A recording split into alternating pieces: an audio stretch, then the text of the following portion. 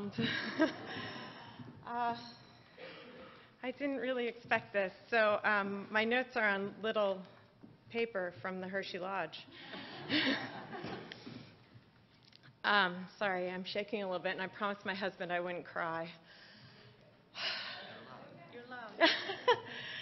The experience of becoming the Teacher of the Year has been one of the most rewarding and certainly one of the most challenging experiences that I have had in my life. I am absolutely humbled, and I become more and more humbled second by second as I have seen what these people do in their classrooms every day. And this is only reflected by what is happening across Pennsylvania for many of teachers who aren't being recognized here. And I need to say a particular shout out to all of my colleagues who inspire me daily as I walk by their classrooms. I am honored to be a representative of this noble profession, and particularly a representative in the Commonwealth of Pennsylvania, which so clearly values education. Okay, now I have to turn over the little piece of paper. Of course, there are many thank yous to be made, and the first one that I have to do as a major shout out is to my husband, Matt.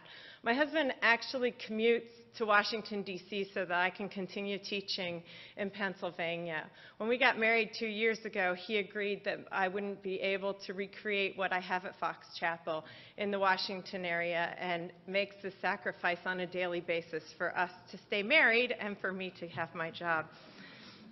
Everybody in this room knows that the importance of a principal really allows for good teachers to become great and for medium teachers to be good, and always pushes all of our students along. Michael Hauer has been this person in my life for the majority of my career. I don't think I can say enough about how important he is to me on a daily basis. And he is supported by Rebecca Cunningham, who throughout this process, in the 11th hour, helped me to wrestle with unwieldy ideas about major issues in education. Doug Martin, sitting over here filming this, has always kept my feet on the ground while trying to put my face on a video, and has been very patient along the way. Not here today are my two work spouses, Ben Murray and Daryl Lesnick, my cohorts in crime in the music department at Fox Chapel Area High School. They're the best work spouses a girl could ever ask for. But here today is one of my closest friends, Janie Mather, who is one of those teachers who inspires all the time. Janie, magic truly emanates from your classroom on a daily basis. My students are my final large thank you. They keep me real. When I am tense, they make me laugh. So Eli, that's your job right now. When I wear dowdy clothes, they give me fashion advice, sometimes gently and sometimes not so gently. And when I offer a challenge to them, they pick up the gauntlet and run with it in a manner that would make any teacher proud. I am so very blessed to be with them.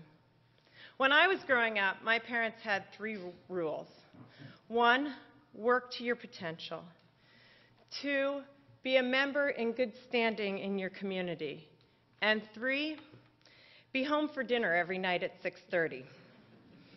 It was this 3rd rule that was so difficult for my brother and me to follow. However, the lessons that I learned at that table have been invaluable to me. As we shared the meal and events of the day over the kitchen table, our table turned into an intellectual sandbox. We built castles, evaluated them, adding turrets here or there, a moat for my brother James, and maybe a prince in shining armor for me. Some of these castles we would tear down and rebuild, and many of them we would add extraordinary features to.